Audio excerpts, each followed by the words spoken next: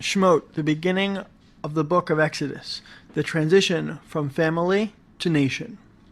In the beginning of the Torah, in fact, where we just left off, the story is about a family dynamic, the family of Abraham, Isaac, and Jacob. Now, as we enter into the second book of the Torah, the book of Exodus, it becomes more about the community. People, individual personalities are still important. And the most important of these personalities going forward is Moses. And we are introduced to the life of Moses right here in the story of Shemot. Moses' life begins with him facing many challenges. The first is that Pharaoh has decreed that all male children should be killed by drowning them in the river.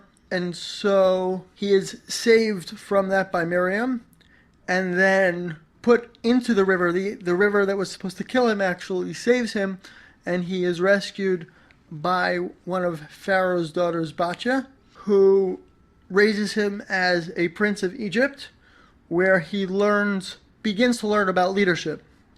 Eventually, he sees injustice in Egyptian society and kills an Egyptian who was unfairly treating a Jew and has to flee from Egypt.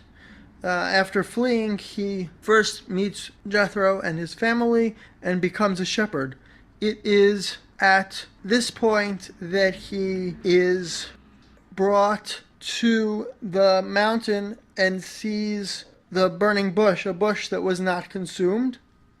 This conversation that happens between God and Moses at the burning bush.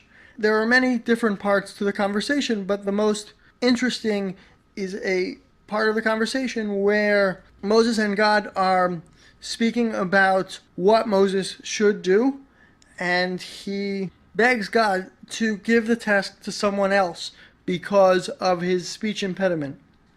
God responds that he knows that Moses has difficulty speaking, that he knows that Moses has a heavy tongue, and that he, in fact, God, is the person that makes people have difficulty speaking or difficulty hearing or difficulty seeing.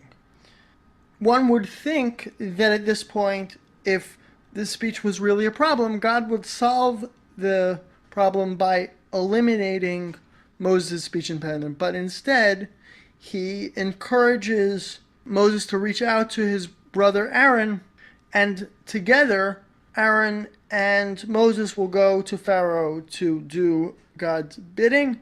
And this is the beginning of the concept of using other people and a communal approach to overcoming the challenges that the Jewish people will face as they move throughout the biblical story.